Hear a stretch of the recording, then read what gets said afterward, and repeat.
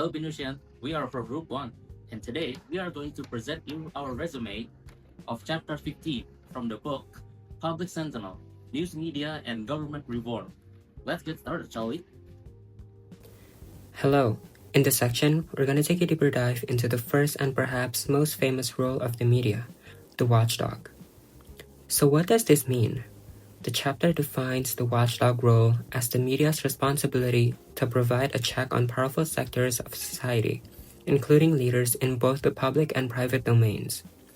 The core purpose is to guard the public interest and protect it from issues like incompetence, corruption, and misinformation. But the big question is, does this actually work in practice? Does a free press really lead to cleaner government? The chapter presents compelling evidence that the answer is yes, but with a very important condition.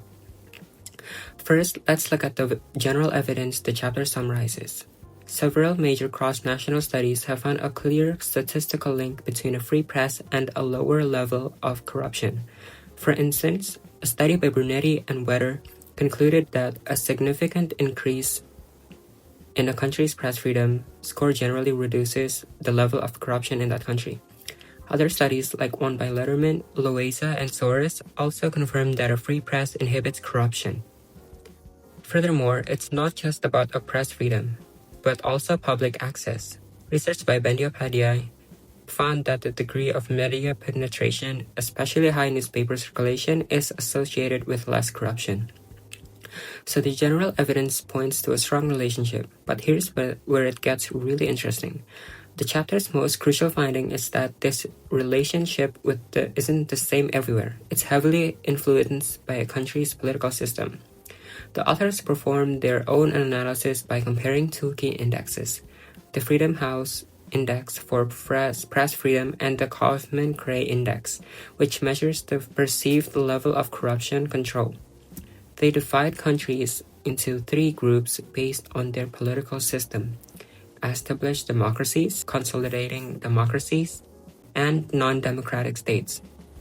First, in established democracies, the connection is incredibly strong. The chapter finds that half of the variation in corruption levels can be explained by the degree of press freedom.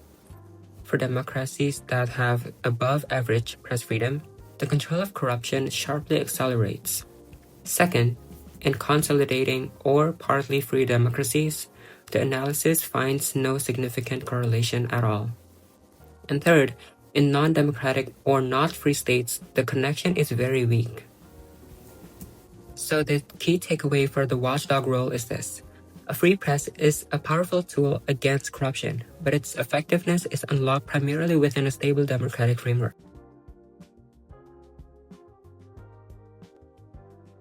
Okay, the second rule in this agenda setter. In this rule, the media is expected to raise awareness of social problems, inform officials about public needs, and highlight crises that require urgent actions or immediate actions, such as natural disasters and humanitarian crises. Okay, for this chapter reference, several key pieces of evidence, and one of the study is research by Besley and Burgess in India, which found a strong link between newspaper circulations and government responsiveness in providing food and calamity reliefs. And also in another study also found that in democracies, media freedom is linked to increased public spending on health and education. Once again, the effectiveness of this role also depends on the regime type. So in democratic states, a correlation was found where high press freedom is associated sometimes with higher public health spending as a percentage of GDP or gross domestic product. However, this significant relationship was not found in party-free or not free states. Well, this showed that the media's ability to set the policies agenda to make government more responsive to social needs is most powerful in democratic context with a free press. Now onto the third section, which is the gatekeeper role. Now, gatekeeper is usually defined as someone that guards the gate, right? What does this mean though in the context of media, right? This means that the media are the ones that keeping the gate. Gate to what? Gate to information, gate to public discussion and all that. The media is the one that initiates this kind of stuff. Alright? So in that context, the gatekeeper is the one that suggests the media should serve the public as a public forum, okay? That brings together people with diverse interests and viewpoints to facilitate rational debate and inform public opinion. Okay, we know that the media should become, something that informs the public and makes these forums, right? But what is the positive effect really?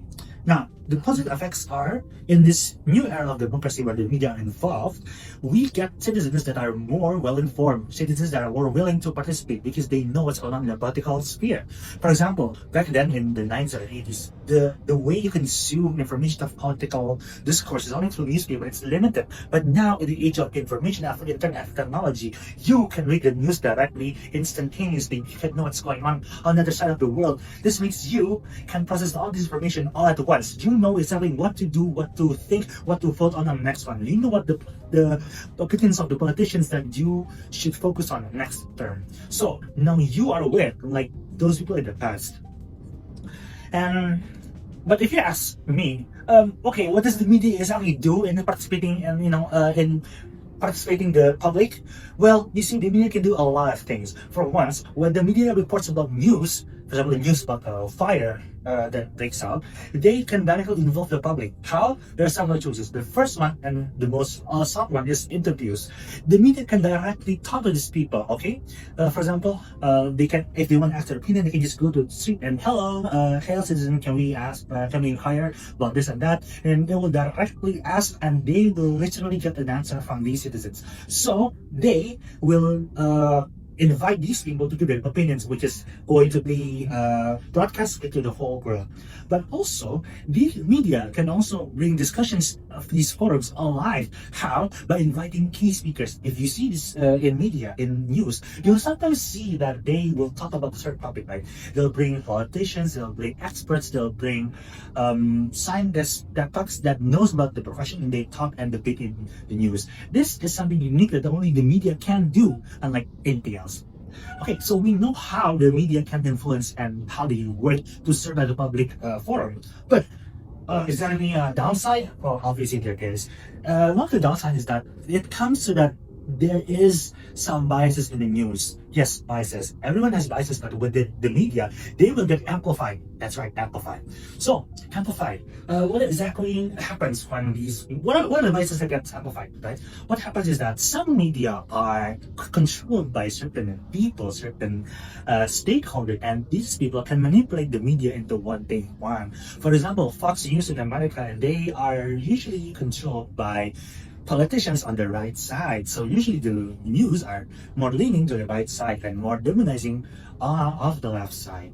And that was in reverse. Some media that's owned by left-wing politicians will usually favor those that praises about left-wing propaganda.